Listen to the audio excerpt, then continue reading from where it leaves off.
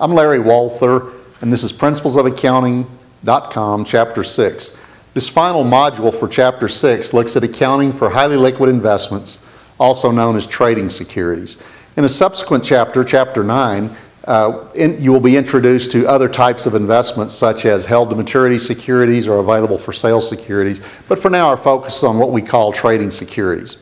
Trading securities are investments acquired with the intent of generating profits by reselling those investments in the very near future. It's a temporary type investment, in other words. The investments are initially recorded at their cost. However, they are subsequently and continuously adjusted to their fair value at each financial reporting date. The fair value is the price that would be received from the sale of an asset in an orderly transaction between market participants. That's a very specific definition. This is also sometimes called mark-to-market accounting. Let us look at an illustration.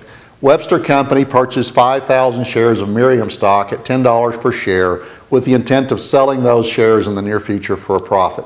So on the date of acquisition, we debit trading securities $50,000 and credit cash $50,000. Now, on March 31, the end of the month, assume that Miriam stock had declined to $9 per share. Remember, we paid $10 a share, so we have a $1 loss per share or $5,000 total loss to record. We'll debit an account loss on investments, typically called an unrealized loss, and we're crediting the trading securities account $5,000 to reflect the reduction in that asset. Now, continuing, by the end of April, the stock has gone up to $12 a share, so we're happy about that. Our total investment is now worth $60,000, so we need to debit trading securities $15,000 to bring it from $45,000 at the end of last month up to $60,000 at the end of this month, debit trading securities. And here we have the offsetting income statement credit this time, reflecting the unrealized gain on the investments. These gains and losses are unrealized. Events are recorded or recognized in the financial statements, even though the final cash consequences have not yet been determined. It's an unrealized but recognized gain or loss.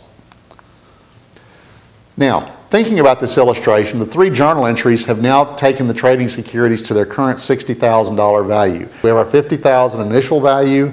We subtract $5,000 for the March decrease to get to our March carrying value of $45,000. We add the $15,000 April increase, bringing us to our $60,000 value at the end of April. The 5,000 shares at $12,000 a share are now carried at their $60,000 value.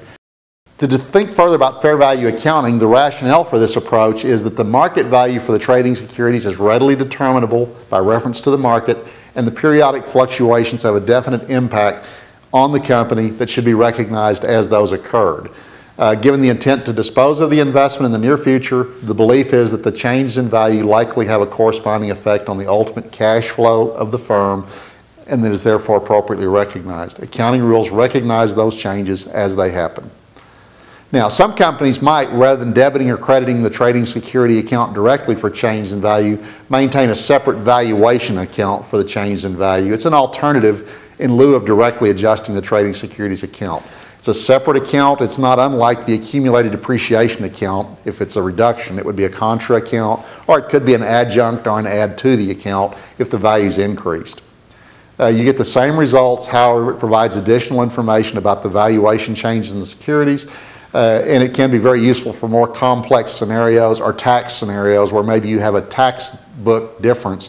You will not recognize these changes in taxable income ordinarily until the securities are actually disposed of. So it's important to maintain accountability over the difference between your accounting records and your tax basis for those securities. Let's consider dividends and interest on the investments. If those investments pay interest or dividends, those changes in value are typically recognized or reported as income. So here I assumed we also received a $5,000 dividend. We debited cash and credited dividend income to reflect that income stream. Finally, there's this complex issue of derivatives. There's an endless array of investment options: commodity futures, interest rate swaps, and other related agreements. These are ordinarily referred to as derivatives. Their value is based upon or derived from something else. For example, a cotton futures contract takes its value from the underlying cotton. The underlying accounting approach is the same that's followed for trading securities. That is, derivatives are initially measured at fair value and changes in those fair values are recognized as they occur. Now, this is a complex subject well beyond what I'm covering here, but these are the very basic principles that apply to derivatives accounting, and you'll often hear or read about a particular derivatives transaction that may sound very interesting or intriguing. It's based on fair value accounting as well, just as are trading securities.